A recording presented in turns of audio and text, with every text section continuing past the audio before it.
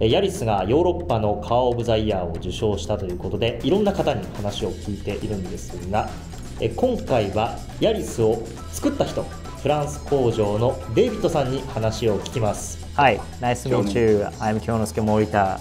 Thank you for today. Hello, Morita. So nice to meet you. Nice to meet you.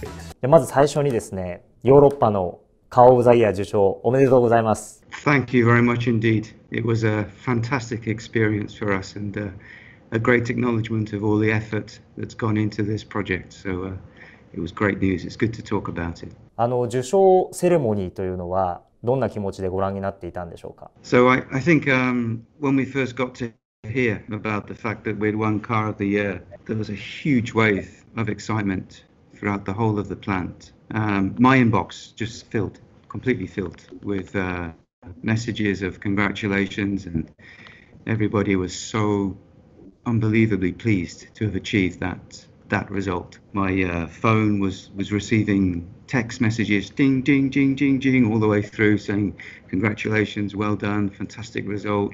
So everybody was so happy. But it was throughout the whole plant, on the shop floor, through all the offices, this wave of acknowledgement and recognition of all the hard work that had gone into this project. To get this at the end of it was a real pleasure, a real prize. 工場としてはおそらく自信を持って送り出した車だと思うんですけれども、受賞に対しては期待していた面があったのか、それとも本当に取れるんだろうかっていう不安だったのか、どっちなんでしょうか。Well, as you probably know, we had some quite strong competition this year, and me personally, having driven so many miles in Yaris 4, because I wanted to really understand our product and what we made, I knew we had something special. I knew we had a fantastic car. What I didn't know, what I wasn't sure of, is whether or not other people would be able to see and understand what I knew and what I felt. I think especially when I looked at the competition, okay, there's a kind of a move towards electric cars, as we know, and Toyota, of course, is going very strongly in this direction too. But we still kept our hybrid technology, and we improved and enhanced the hybrid technology to make a really good drivable car.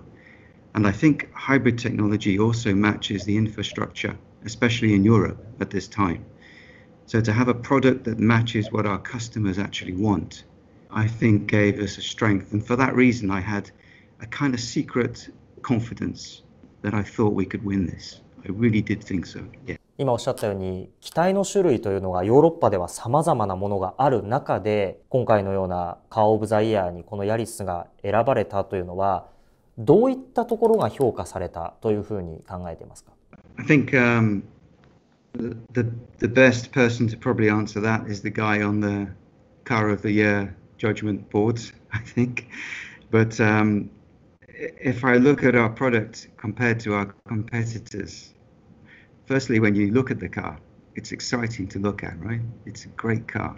The styling is just fun, innovative, sporty, appealing to young people. It's something different, yet somehow still keeps the Yaris DNA for me. On top of that, when you actually drive the car, I think this is the best dynamic car we've ever built with a Yaris name on it. And the tuning that's been done, the handling that's been achieved, and the ability to cope with different road conditions, I think is really good. The interior, it's stylish, it's bright, it's colourful, it's appealing. The level of equipment is also completely up to date and competitive. But having said all of that, actually what you get from a Yaris when you drive it is a sense of fun. It's a really good fun car to drive. But anyway, I work in the car plant. I just make them. I didn't design it. So it's just my personal opinion. 受賞セレモニーを見ていたら、国ごとに獲得ポイントというのが出ていって、フランスでの獲得ポイントを見ていたら、ヤリスが一番だったということでしたけれども、生産しているフランスにおけるヤリスの存在感っていうのはどういったものなんでしょうか。I think that there's a strong association in the mind of French people that Yaris belongs to France. So of course, 20 years ago when we made the decision to build a Toyota plant in France, it was always the intention to be able to appeal to the European market by being in France. And I think that somehow, as I mentioned earlier on, there's such a wide range of countries in Europe with different tastes, different cultures. But somehow France, for me, even as a British guy, is kind of the hub of Europe. France, for me, is something which encapsulates and somehow manages to express really the true European feeling and the European taste. For sure, I think that the French public recognize, because Toyota invested and built a factory in France, there's some kind of special place and special recognition for Yaris as a product being built in France. It's recognized as a car that's built in France. And I think other European countries also recognize that because TMMF is based in France, there's an effort and a desire to appeal to our European customers. So I guess in doing that, somehow we've succeeded in establishing a European identity, even though it's a Toyota company. デイビッドさんご自身はこのヤリスのプロジェクトにいつから携わられているんでしょうか？ So yeah, for me, this Yaris project is kind of a long story actually. So in 2015 and 2016, I was working in Japan in TMC in head office. And at that time, naturally, I was responsible for working on European projects. I actually worked in our project management department. And we were at that time working and developing the master schedule for all of the cars, which included Yaris, of course. And it's amazing for me, honestly, because at that time, it's a kind of long-term future project that was some way years of fruition. And I never for 1 minute when I was working in that department expected to be working in TMMF. So I'm here on an assignment for 3 years, but the decision to come here wasn't taken when I was working on the master schedule for this project. So what a fantastic opportunity to be working on the scheduling and the long-term planning for this product in Japan, and then to come back to Europe. I worked in European head office for a while, but then to come on assignment into the manufacturing plant itself and to be directly responsible for the implementation of the vehicle in our manufacturing plant was really a fantastic opportunity, because it meant that I could really deliver in reality the plan which I'd been working on so many years before.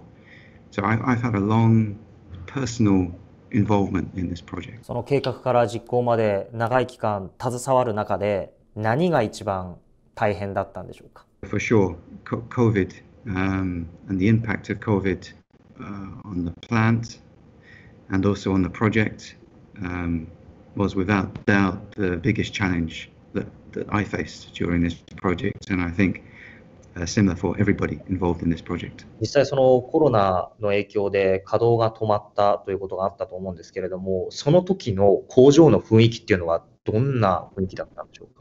Yeah, I can remember back in pretty much a year ago now, we actually stopped the plant on March the 18th, 2020. And I think at that time in Europe, maybe many other places in the world, there wasn't a really good understanding of the coronavirus or COVID. It was a kind of, started off as a kind of obscure disease. It seemed to be something that was happening. And as we all experienced, as the pandemic grew, this became more and more a global affair and a global issue. And gradually it became apparent that this was a genuine safety issue. And in France, more and more, we could see cases were increasing every day. And we realized always, the safety of our members is our number one priority. So we took a very difficult decision, but a very correct, I think, and careful decision that we had to secure the safety of our members above everything, above production, above profit, above everything. So TMMF actually was the very first plant in Europe to stop. And I think that on reflection, absolutely that was the right decision. It was the right thing to do. We had to make sure we fully understood the implications and the risks of coronavirus. So we took that strong and brave decision, I think, to stop production, to explain to our members that we needed to fully understand how to secure their safety in a production environment.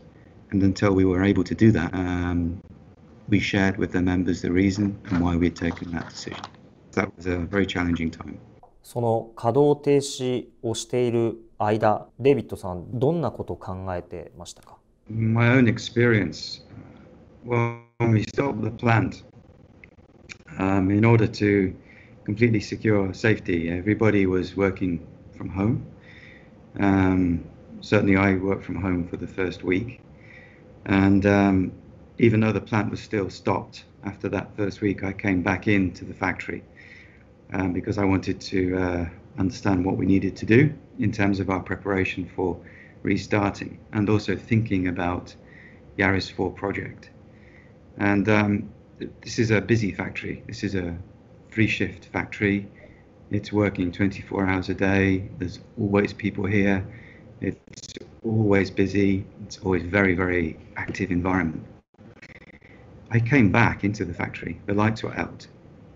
I had to walk to my shop office area and switch the lights on myself. And I looked across the shop office. It's empty. There is not a single person anywhere. No engineering people, no manufacturing management, no support function people. The shop floor is completely empty. And I sat at my desk and I thought, how are we going to restart?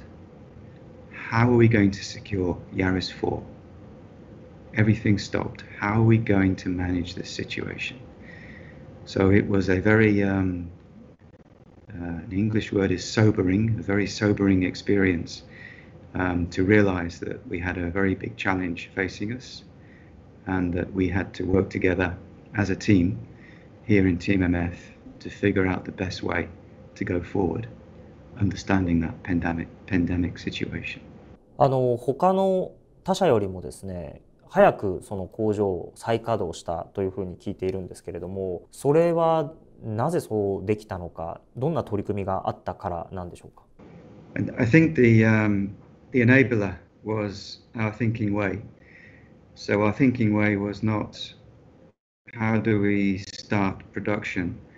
Our thinking way was how do we build confidence in our members and in our team. How do we build confidence? That was the key for us. So we worked very, very hard during that stoppage time to think about all of the things that we needed to do and that we needed to prepare, of course, from a practical point of view.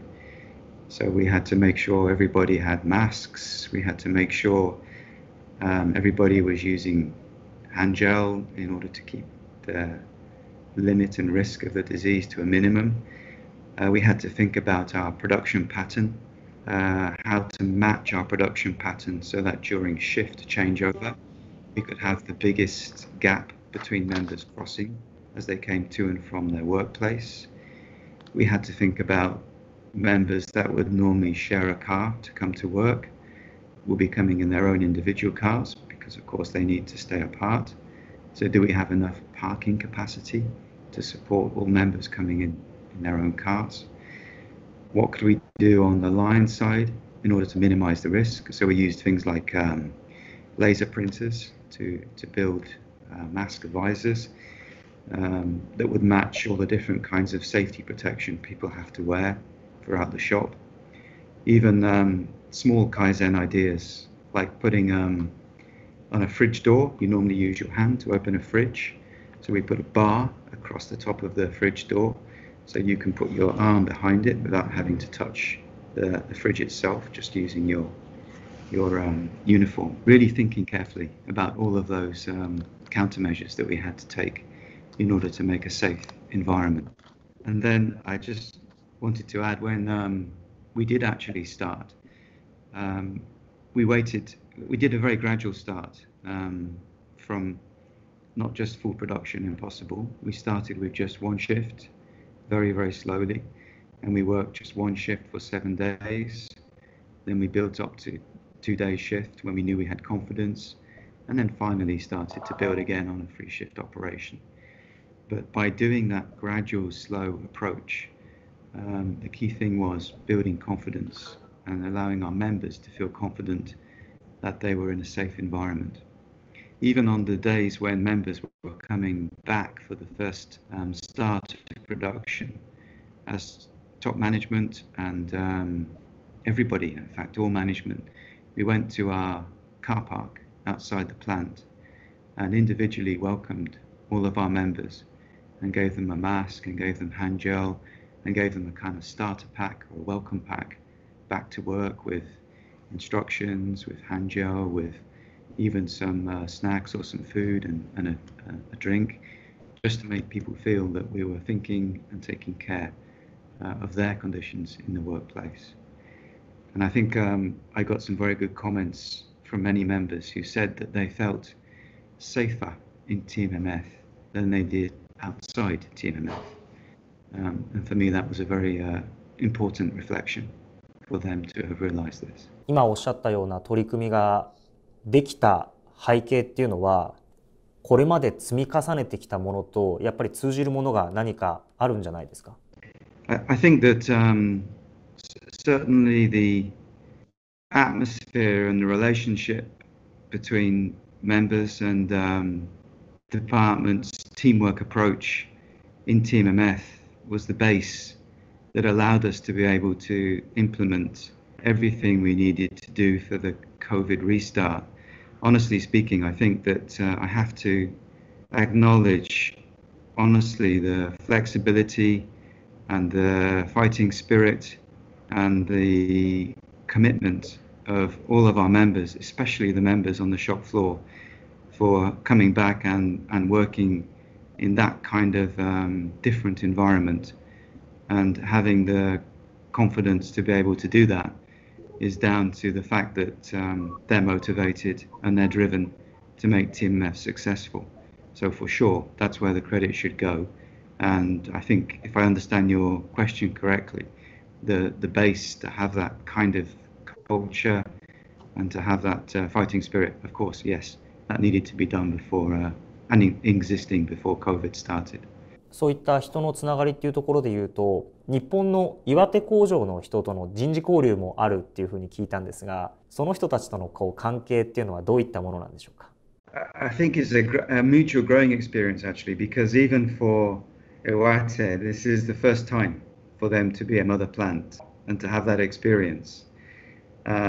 Previously, it was a tax plant. So even for Iwate, how to be a mother plant, how to offer guidance, how to work with us is a kind of learning experience for them too.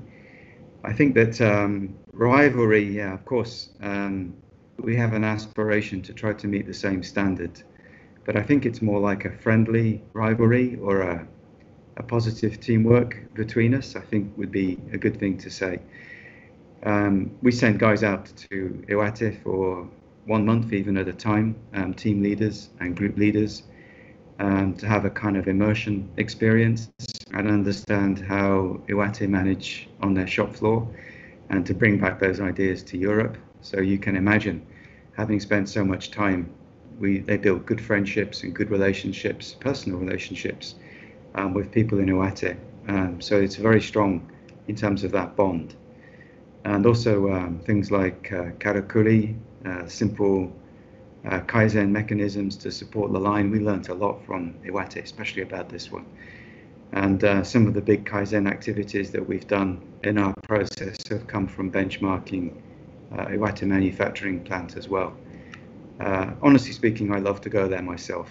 Every time I go, I get to meet some old friends, and also I always see that they've moved on a step further or they've done something new.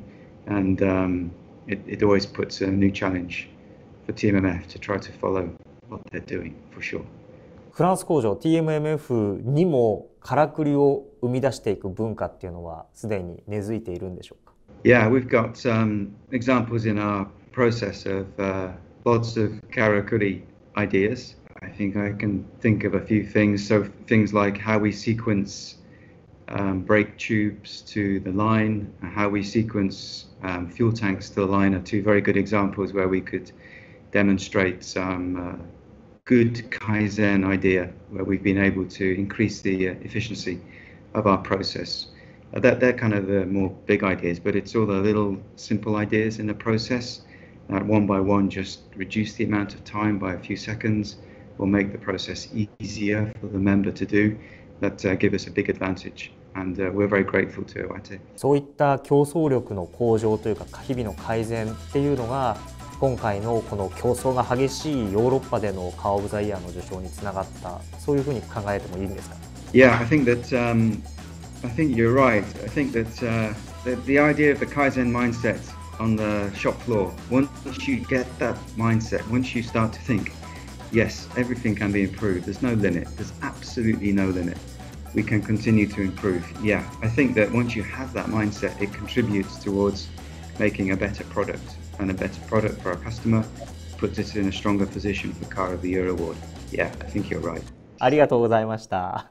今後ともよろしくお願いします。よろしくお願いします。